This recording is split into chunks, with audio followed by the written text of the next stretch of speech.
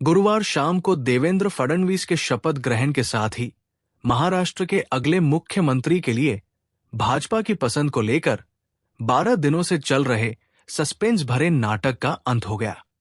फडणवीस समर्थकों के एक वर्ग को डर था कि अगर पार्टी के शीर्ष नेतृत्व ने राजस्थान, मध्य प्रदेश, छत्तीसगढ़ पैटर्न को लागू किया, किसी गैरजन नेता को मुख्यमंत्री नियुक्त किया, तो फडणवीस अपना मौका खो सकते हैं। हालांकि पिछले मंगलवार को फडणवीस के विधायक दल के नेता चुने जाने के बाद अटकलें खत्म हो गई। यहां 7 कारण दिए गए हैं कि उन्होंने एक बार फिर शीर्ष स्थान क्यों हासिल किया। 1. महायुति में स्वीकार्य चेहरा। भाजपा को त्रिदलीय गठबंधन महायुति का नेतृत्व करने के लिए एक मजबूत अनुभवी नेता की आवश्यकता थी, जिसमें एकनाथ शिंदे और अजित पवार जैसे प्रभावशाली नेता शामिल हैं। दोनों नेताओं के साथ फडणवीस के तालमेल ने उन्हें एकता के सूत्र में पिरोने वाला व्यक्ति बना दिया। इसके अलावा मुख्यमंत्री के रूप में उनसे राजनीतिक दिग्गजों की कैबिनेट का नेतृत्व करने की उम्मीद की जाती है, एक ऐसी जिम्मेदारी जिसे एक जूनियर नेता प्रभावी ढंग से नहीं संभाल सकता। 2. पार्टी को जीत की ओर ले जाना। भाजपा ने महाराष्ट्र विधानसभा चुनाव फडणवीस के नेतृत्व में लड़ा था। उन्होंने पार्टी के मुख्य रणनीतिकार के रूप में काम किया, गठबंधन सहयोगियों के साथ सीट बंटवारे और उम्मीदवारों के चयन में महत्वपूर्ण भूमिका निभाई।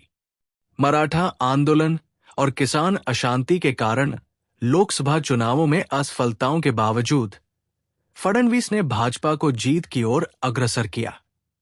3. राजनीतिक विरोधियों को कमजोर करना।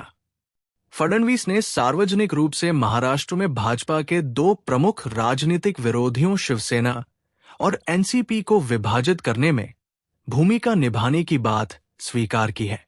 दोनों पार्टियों में आंतरिक विद्रोह हुए, जिसका फडणवीस ने समर्थन किया।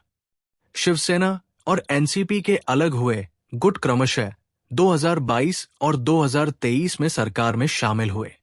उल्लेखनीय रूप से फडणवीस ने एकनाथ शिंदे के साथ गठबंधन करके 2022 में भाजपा को सत्ता में वापस लाने में महत्वपूर्ण भूमिका निभाई थी।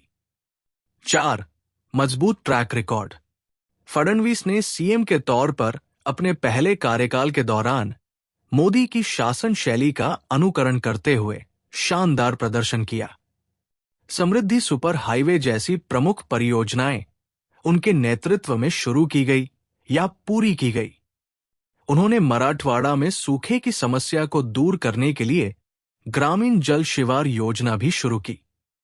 2017 के बीएमसी चुनावों में एमएनएस पार्षदों के मजबूत समर्थन से भाजपा की लगभग जीत उनके कार्यकाल की एक और खास बात थी। विपक्ष के नेता 2019 से 2022 के तौर पर भी उन्होंने एंटीलिया मामले और तत्कालीन गृह मंत्री अनिल देशमुख पर भ्रष्टाचार के आरोपों जैसे मुद्दों पर लगातार उद्धव ठाकरे की सरकार पर दबाव बनाए रखा। 5. आरएसएस का समर्थन। फडणवीस को भाजपा के वैचारिक गुरु आरएसएस का मजबूत समर्थन प्राप्त है। आरएसएस द्वारा संचालित स्कूल में पढ़ाई करने और संगठन के माध्यम से अपना सार्वजनिक जीवन बिताने के कारण आरएसएस के साथ उनके संबंध लंबे समय से हैं। भाजपा के लोकसभा प्रदर्शन से आरएसएस के असंतुष्ट होने के बावजूद फडणवीस ने चुनावों के दौरान जमीनी स्तर पर समर्थन हासिल करने के लिए आरएसएस के शीर्ष पदाधिकारियों के साथ अपने तालमेल का लाभ उठाया। इस समर्थन ने सीएम के रूप में उनके चयन में महत्वपूर्ण भूमिका निभाई। 6. मोदी के चहेते।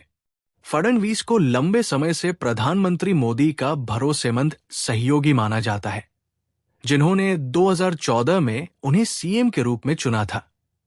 उनके कार्यकाल के दौरान केंद्र में नरेंद्र, महाराष्ट्र में देवेंद्र का नारा लोकप्रिय हुआ। 2017 में उनके सीएम पद से हटाए जाने की अटकलें लगाई जा रही थी, लेकिन मोदी के साथ एक बैठक ने उन्हें बचा लिया। 7. पार्टी के प्रति वफादारी। 2 बार सीएम रहने के बावजूद फडणवीस 2022 में भाजपा के सत्ता में लौटने पर डिप्टी सीएम के रूप में पीछे हटने के लिए सहमत हुए। हालांकि उन्होंने शुरू में घोषणा की थी कि वे सरकार से बाहर रहेंगे, लेकिन मोदी के आखिरी मिनट के कॉल ने उन्हें एकनाथ शिंदे के डिप्टी के रूप में काम करने के लिए राजी कर लिया। इस फैसले ने एक वफादार पार्टी कार्यकर्ता के रूप में उनकी छवि को और मजबूत किया।